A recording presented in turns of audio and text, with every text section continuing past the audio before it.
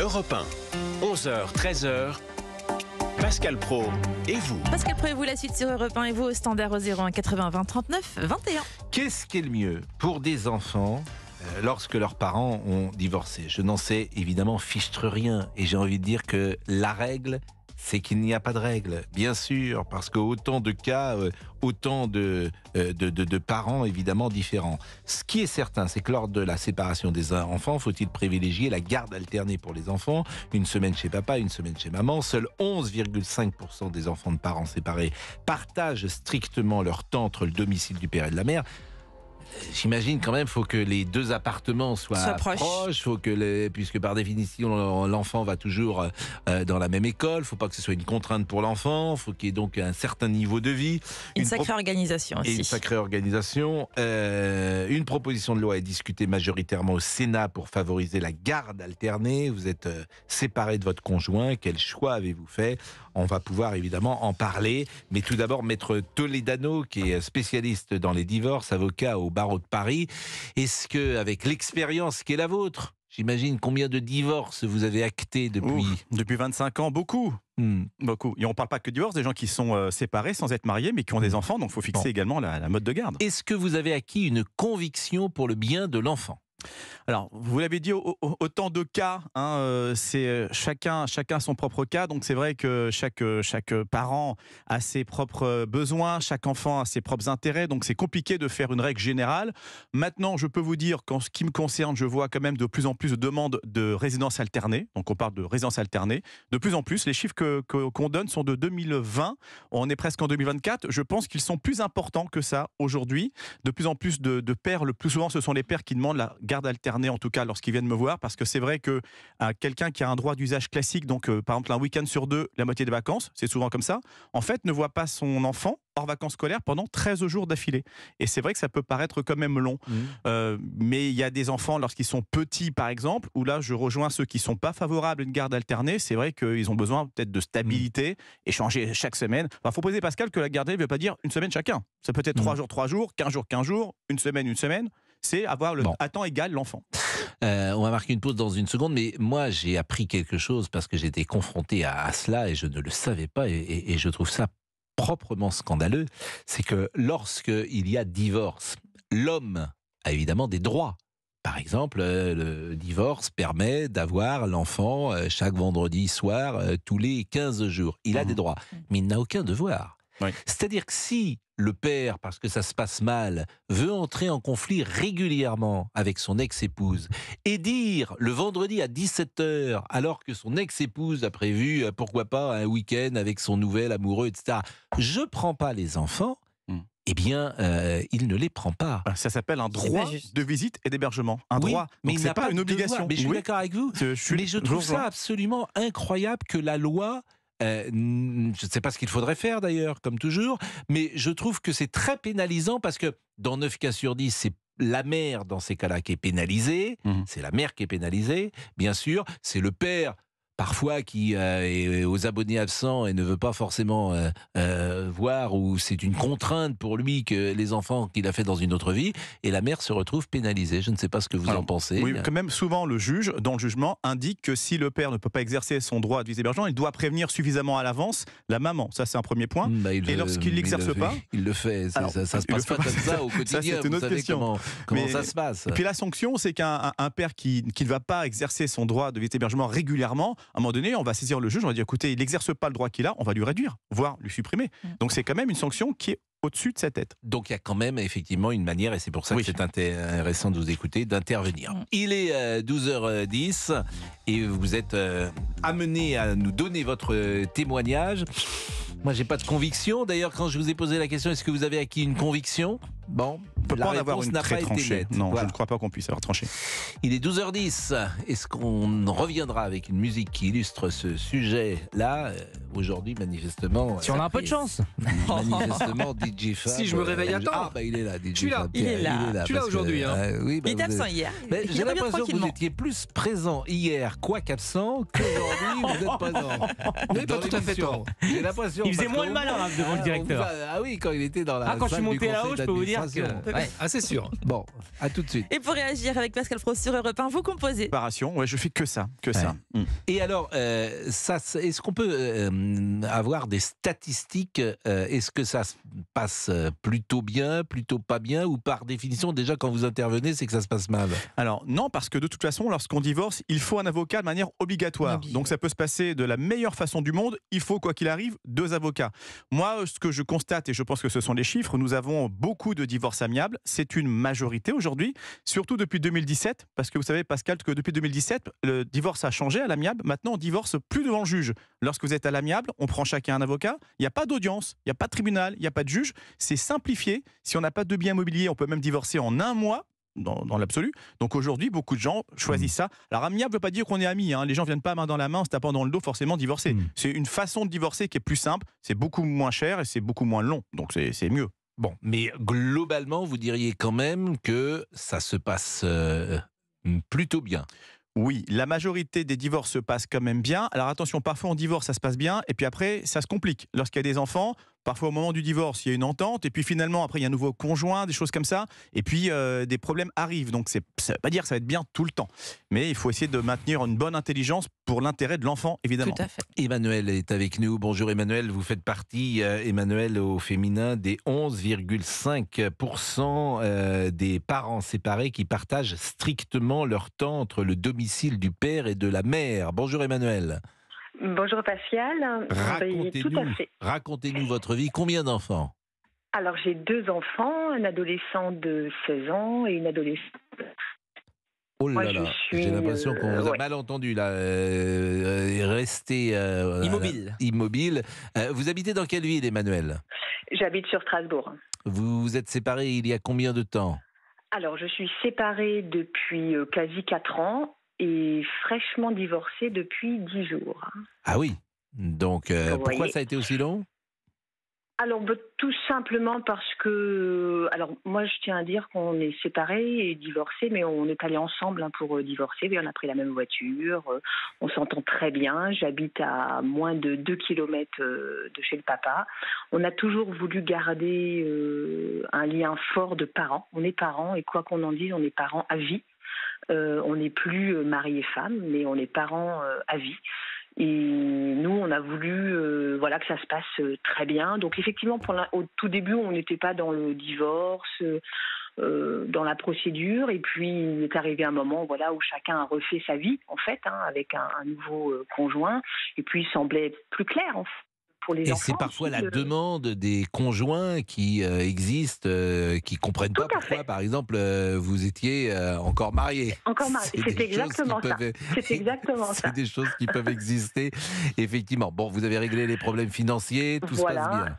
Tout était réglé avant, on a réglé la maison, tout ça. On savait que, donc moi, j'ai racheté mon appartement, il a gardé la maison. Et nous, franchement, les enfants... Moi, je voulais que les enfants connaissent leur père. Parce qu'en fait, je m'étais aperçue, puisque quand on était mariés, c'est moi qui étais plutôt dans l'éducation des enfants. Et je faisais beaucoup de choses avec les enfants. Le papa était très, très occupé avec son entreprise. Et là, en fait, en étant séparés, il était obligé de prendre du temps. Vous voyez, il a pris ses mercredis après-midi. De prendre du temps et de rencontrer ses enfants et de connaître ses enfants. Donc là, c'est un divorce évidemment particulièrement réussi. Vous avez refait votre vie, si je comprends bien, et votre ex-mari aussi. Tout à fait. On a chacun de nous rencontré des compagnons respectifs. Et comment ça se passe, par exemple, pardonnez-moi de poser des questions indiscrètes, mais à Noël, vous êtes ensemble ou vous n'avez quand même pas, vous n'êtes pas aussi proches l'un de l'autre?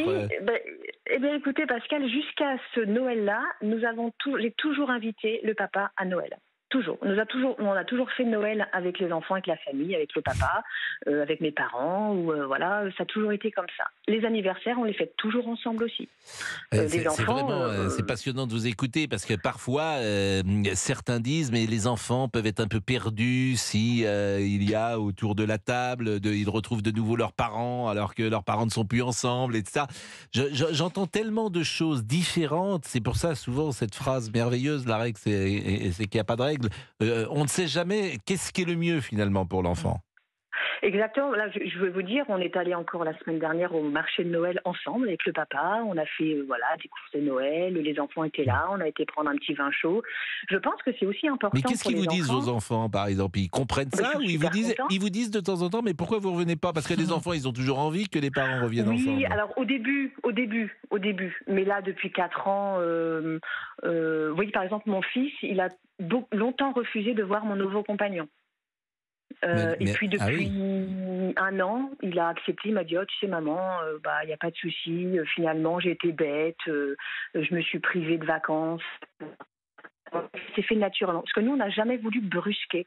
En fait, les enfants, quand je vis avec mes enfants, la semaine, mon compagnon n'est pas là, parce que lui aussi est en garde alternée, et la semaine où j'ai pas mes enfants, je suis avec mon compagnon. Et donc, il a combien d'enfants, votre nouvel ami? Votre nouveau... 2 aussi, 2 ados. Bon. Et alors là, les enfants des autres, c'est pas simple. Non. C'est pas simple, les enfants des autres. Surtout les ados. Ben oui, parce que c'est la vie. En fait, on est tous confrontés. Aujourd'hui, je vais vous dire, on a tous la même vie. Donc, c'est assez simple. Vous êtes séparés, peut-être, maître? Non. À côté, non, moi, ça fait 25 ans que je suis divorcé, mais je suis marié. Vous voyez, j'ai mon. Bon, ben, tant mieux. Voilà, Belle alliance. Mais c'est vrai qu'on a tous. Et alors, parfois, ça se passe très bien. Oui. Et même le plus souvent, ça se passe très bien avec ces nouveaux enfants, parce qu'on les adore, parce qu'ils sont formidables, parce qu'ils sont. Mais parfois, il peut y avoir un peu de rejet. C'est ce que raconte Emmanuel. On marque une pause. Merci de votre témoignage. Restez avec nous, Emmanuel, Merci parce que à ce que vous racontez, c'est la vie. Et j'ai envie de dire, c'est nos vies. C'est les vies d'aujourd'hui de ces gens qui vivent en Et qui 2023. moderne. Vous, 25 ans, dans votre génération, Monsieur Toledano, ça devient assez rare, parce que vous êtes jeune en plus. Oui, j'ai 51 ans, mais. oui. Donc, vous le faites pas. non, mais je d'abord, fais c'est vrai plus, c'est ça vous Non. mais c'est vrai que vous êtes marié depuis 25 ans. Non, vous avez- depuis 17 ans. Ça fait 25 ans que je fais des divorces. Mais c'est vrai que souvent, on vient de voir, on regarde si j'ai une alliance et j'ai l'alliance. Et Non, effectivement, mais c'est vrai que ça devient aujourd'hui assez. Courant. L'autre jour, j'ai fait l'anniversaire de ma fille. Sur 10 enfants, il y en avait 5 dont les parents étaient divorcés. C'est ça. La moitié, Oui, c'est ça. Bien sûr, Un mais sur votre deux. fille, elle a 12 ans. 11 ans. 11 ans. Ouais. Donc, quand elle en aura 20 ans, c'est pas 5 qui seront divorcés, ça sera 7, 8 ou 9. Certainement. Quel monde! Alors que nos grands-parents, nos parents donnaient un exemple magnifique, restant l'un 50 ans à l'autre. ensemble. Ah ben plus que ça, Ah oui. mes parents, ils sont mariés depuis le 31 janvier 1959. Incroyable. Ah oui. Magnifique. Non, mais Donc- ils s'aiment toujours, bien sûr. Ouais. Oui. Non. C'est une Ils autre sujet. C'est une lune de miel Ils se permanente. 12, vous connaissez le chat de Simone Signoret et de Jean Gabin? Bah évidemment non, mais Bon, oui. Non, Bon, je non, blague. bah oui, oui, non, oui. bah écoutez, ça va. Oui, tout se passe bien. Le plus dur est fait, de toute façon. 12h21, à tout de suite. Le temps de faire le nécessaire. Magnifique chanson, exceptionnelle chanson, une des plus grandes de Michel Delpech sur les divorcés. Et elle est tellement exceptionnelle, cette chanson, que une fois qu'il l'avait écrite, il était quasiment impossible de faire une nouvelle chanson sur le divorce. Et il n'y en a quasiment pas eu. Ça, c'est une chanson qui date de 74, quand le divorce a commencé à devenir un phénomène de société. En 74, dans ma classe, il n'y avait personne qui était divorcé. Personne. Quand il y avait un divorce, on était malheureux. Tous pour ce jeune enfant.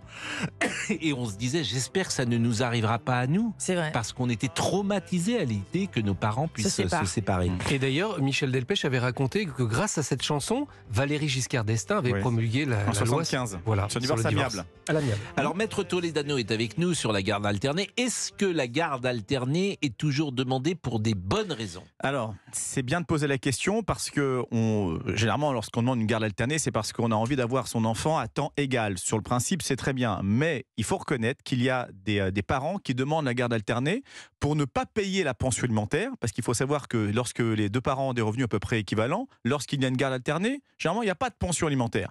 Certains, même lorsque parfois ce sont des papas qui demandent la garde alternée, ils me disent clairement, écoutez, moi, il n'y a pas de raison. Je suis le père. Il faut que j'ai l'enfant autant de temps que madame. Oui, enfin, je lui dis, d'accord, mais est-ce que vous pensez là à votre enfant? Est-ce que votre enfant, lui, ça lui convient? Parce que ce qu'il faut faire, c'est vraiment observer son enfant.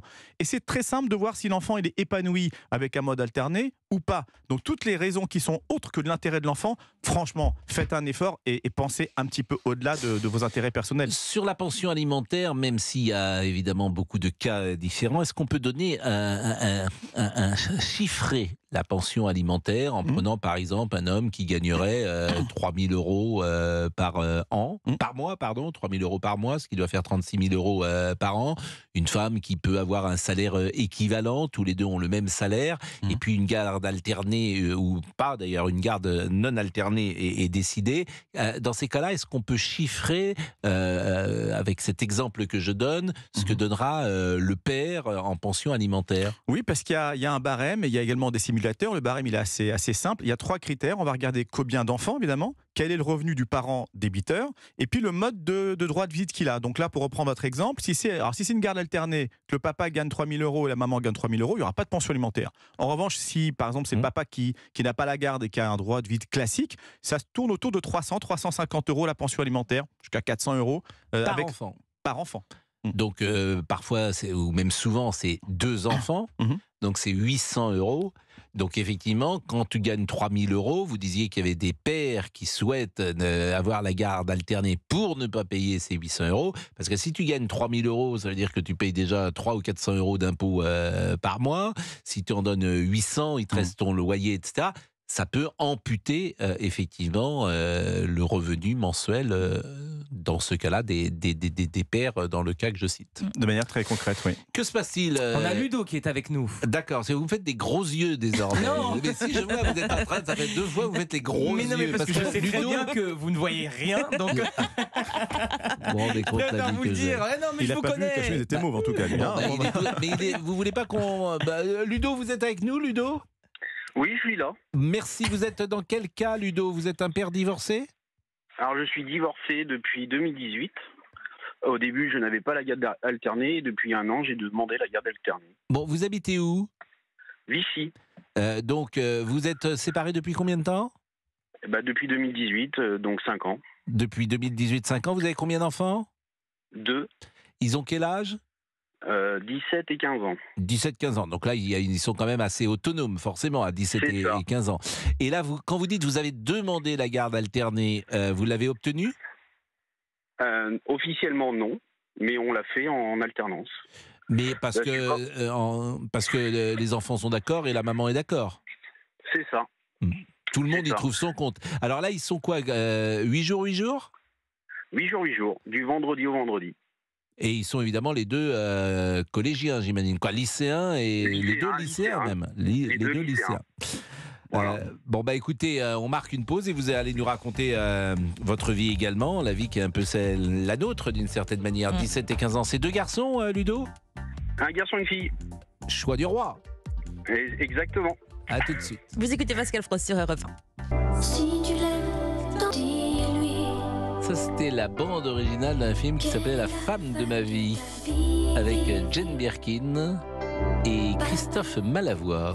Et c'était un film de Régis Varnier qui avait eu un certain succès.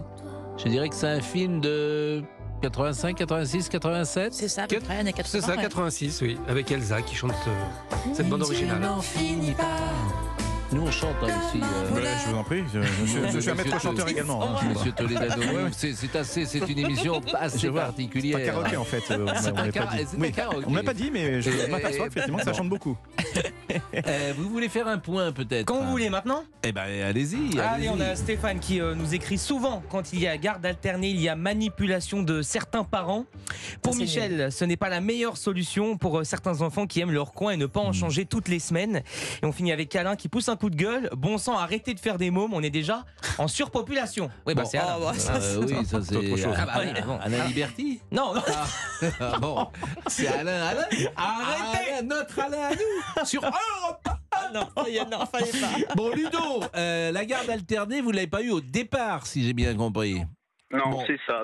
Vous ne l'aviez pas demandé parce que c'était contraignant pour vous, parce que vous trouviez que c'était mieux aussi pour les enfants d'être chez leur mère? Du tout, c'est le juge qui a considéré que, parce que je fais un métier où je me lève très tôt le matin, où je prenais à 6 heures, et à l'époque, le juge avait dit, écoutez, vous n'avez pas levé vos enfants à 5 heures du matin pour les faire regarder. Il n'a pas tort. Il n'a pas tort.